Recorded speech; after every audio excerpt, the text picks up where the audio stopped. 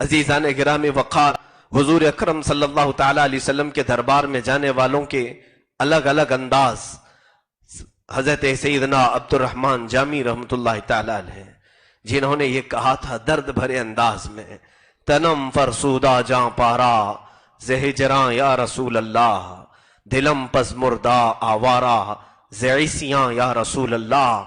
فارسی کے اشعار تھے، آپ نے لکھے تھے، حضور کی شان میں نعت لکھی تھی، اور یہ سوچا تھا کہ بارگاہ رسول میں جا کر کے یہ نعت سناؤں گا، حضور کے دربار میں کھڑے ہو کر کے سناؤں گا۔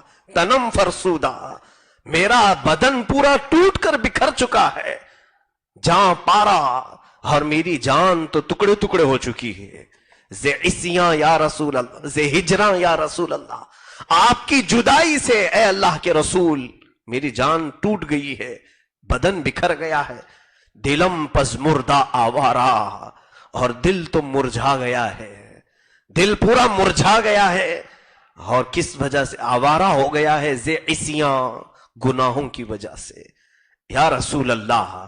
اور آپ نے حضور کی بارگاہ میں حاضری کے لیے جو اشعار لکھے، آج بھی ان اشعار میں اتنی برکت ہے، سمجھ میں اگرچہ نہ آئے لیکن روح کو تڑپا دیتے ہیں یہ اشعار۔ علامہ جامی نے حج کر لیا، مدینے جانے والے تھے، جو مکہ کے گورنر تھے، اس وقت جو حاکم مکہ تھے، ان کے خواب میں میرے آقا صلی اللہ علیہ وسلم تشریف لائے اور کہا دیکھو کل مدینے آنے والے جو حاجی ہیں ان میں ایک چہرہ ہے جس کا نام عبد الرحمن جامی ہے، اسے مدینے آنے سے روک دینا۔ شریف مکہ ایک عابد و زاہد شخص تھے۔ دوسرے دن جو حاجیوں کے قافلے مدینے کے لیے نکلے تو سارے حاجیوں میں انہوں نے تلاش کیا تو دیکھا جو خواب میں چہرہ بتایا گیا تھا وہ علامہ جامی کا، عبد الرحمن جامی، وہ بھی رخت سفر باندھے مدینہ طیبہ کے لیے نکلنے میں جھوم رہے تھے۔ شریف مکہ نے اپنے سپاہیوں کو آرڈر دیا کہ ان کو پکڑو اور منع کر دو، نہیں جا سکتے تم مدینے۔ ان کو روک دیا گیا۔ انہوں نے پوچھا وجہ کیا ہے؟ کہا وجہ نہیں بتا سکتے ہم، آپ نہیں جاؤ گے، نہیں جانے دیا گیا۔ ہو ایک عاشق رسول کے لیے مدینہ سے دور کر دینا، یہ تو ایسا لگتا ہے جیسے کہ عاشق رسول نے کہا ہے طیبہ سے نکلنا کسی عاشق سے پوچھئے، ایسا لگے کہ روح بدن سے نکل گئی۔ رات بھر بے قراری اور بے چینی سے آپ تڑپتے رہے۔ علامہ جامی نے ایک اونٹ والے کو بلایا اور کہا کہ دیکھ میں تجھے جتنے پیسے چاہیے دے دیتا ہوں، تیرے اونٹوں پر جو تو سامان رکھتا ہے سامانوں کی کسی گونی کے اندر مجھے بھی ڈال دے، اور اوپر سے گونی کا منہ بند کر دے، سل کر کے سامانوں کے اندر ڈال کر مجھے لے چل، مدینے جانے کے بعد کھول دینا۔ گونی میں اس اونٹ والے نے آپ کو ڈال دیا، کسی کو خبر نہیں، پتہ نہیں، لیکن اس مصطفیٰ کریم صلی اللہ علیہ وسلم کو پل پل کی خبر ہے۔ آقا کونین صلی اللہ علیہ وسلم دوسری رات شریف مکہ کے خواب میں تشریف لائے اور بتایا کہ جس کو تم نے کل روکا تھا جامی کو، آج وہ فلاں اونٹ میں فلاں سامان پر فلاں تھیلے میں بند ہو کر کے آ رہا ہے۔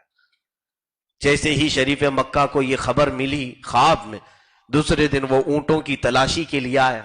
سامان جب چیک کیا گیا تو ایک اونٹ کی تھیلی میں گونی میں مل گئے۔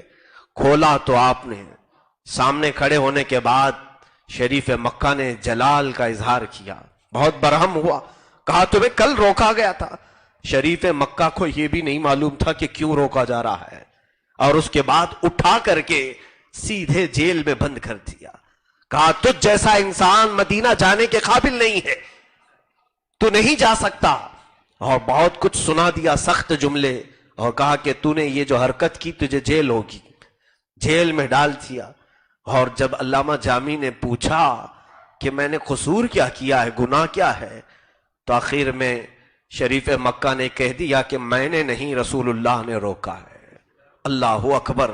علامہ جامی کے متعلق فرمایا گیا بسمل کی طرح زمین پر تڑپنے لگے اور بے اختیار رونے لگے۔ شریف مکہ کے خواب میں میرے آقا صلی اللہ علیہ وسلم تشریف لائے، کہا کہ تو نے اس کے ساتھ کیا کیا؟ جامی کے ساتھ کیا تو نے اسے جیل میں بند کر دیا؟ کیا تو نے اسے سخت جملے سنائے کہ وہ مدینہ آنے کے لائق نہیں؟ سنو، میں اسے اس لیے روک رہا تھا کہ اس نے ایک نعت لکھی ہے اور وہ میری قبر کے پاس آ کر سنانے والا ہے۔ اگر وہ نعت میری قبر کے پاس سنائے گا تو مجھے میری قبر سے اٹھ کر کے کھڑا ہونا پڑ جائے گا۔ قانون فطرت کے خلاف ہے کہ قبر میں جانے کے بعد ظاہری طور پر سب کی آنکھوں کے سامنے میں آ جاؤں۔ اللہ اکبر، یہ مقام و مرتبہ سنتے ہی جھنجھلا کر کے شریف مکہ اٹھ گئے، بیدار ہوئے، فوراً آیا جیل میں، دروازہ کھولا، ان کے قدموں کو بوسہ لیا، کہا مجھ سے بڑی خطا ہوئی، میں آپ کی قدر و منزلت کو نہیں پہچانا۔ اور پھر اللہ کے حبیب صلی اللہ تعالی علیہ وسلم کی بارگاہ سے آئی ہوئی بات کو سنایا کہ ہم نے سنا ہے آپ نے کوئی نعت لکھی ہے، اور اللہ کے حبیب صلی اللہ علیہ وسلم نے فرمایا کہ وہ آپ ان کی قبر اطہر کے پاس بلند آواز سے نہ پڑھیں۔ علامہ جامی اس وقت رقص کرنے لگ گئے، اور پھر کچھ اشعار اور بھی لکھے ہیں آپ نے، اور کہا کہ نہ پڑھنے کا حکم آیا، یہ بھی میرے لیے کیا کم ہے کہ میری نعت میرے آقا تک پہنچ چکی ہے۔ کہا چبازوئے شفاعت کشرا کشائی بر گنہگاراں، مکن محروم جامی را دراں یا رسول اللہ۔ اے اللہ کے رسول، جب قیامت کے دن آپ اپنے شفاعت کے بازو پھیلائیں گے گنہگاروں پر، اس دن مجھے آپ محروم نہ کریں میرے آقا۔ پھر آپ گئے بھی، زیارت بھی کیے، نعت آپ نے نہیں پڑھی۔